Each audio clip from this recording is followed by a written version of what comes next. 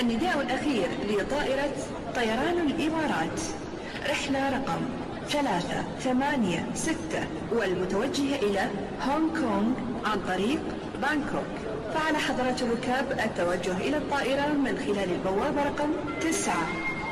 Final call for Emirates Flight 386 to Hong Kong via Bangkok. Closing now at gate number 9.